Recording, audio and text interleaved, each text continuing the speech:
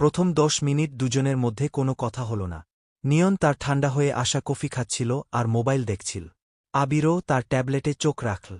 কিন্তু নীরবতাটা কেমন যেন ভারী হয়ে উঠছিল। নীরবতা প্রথম ভাঙল আবিরই। সে ওয়েটারকে ডেকে বলল, ভাই, এই টেবিলে আর একটা গরম ব্ল্যাক কফি দিন তো। আর সে নিয়নের দিকে তাকিয়ে বলল, আপনার কফিটা তো মনে হয় ঠান্ডা হয়ে গেছে। আরেকটা অর্ডার করবেন? নিয়ন একটু অবাক হয়ে তাকাল। তারপর হেসে বলল, না না, ঠিক আছে। আসলে আমি কোল্ড কফি অর্ডার করেছিলাম। তবে হ্যাঁ, এই বৃষ্টিতে গরম কফিটাই বেশি মানাত। আবির হাসল, এই আবহাওয়ায় গরম কফির কোনো বিকল্প নেই। বাই দ্য ওয়ে, আমি আবির। আমি নিয়ন। মেয়েটি নিজের পরিচয় দিল।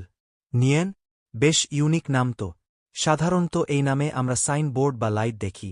আবির হালকা রসিকতা করল। নিয়ন টেবিলের ওপর হাত দুটো রেখে একটু ঝুঁকে বসল। হ্যাঁ, অনেকেই এই কথা বলে।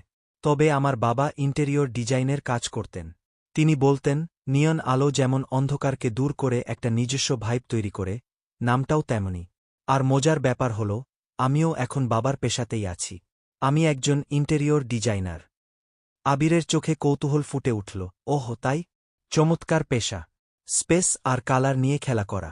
আমার কাজটা অবশ্য এর চেয়ে একটু ভিন্ন, তবে কিছুটা মিলও আছে। আমি ফেব্রিক আর টেক্সটাইল নিয়ে কাজ করি।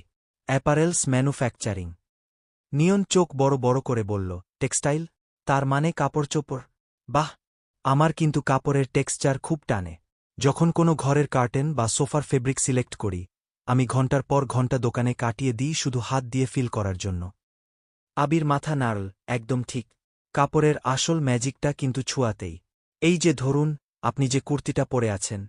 আবির একটু ইতস্তত করে বলল, যদি কিছু মনে না করেন, এটার ফেব্রিকটা কিন্তু খুব ভালো মানের কম্বোর্ড কটন।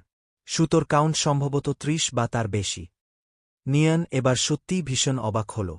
সে নিজের কুর্তির হাতার দিকে তাকিয়ে বলল, আপনি জাস্ট দেখেই বলে দিলেন? টাচও করতে হল না?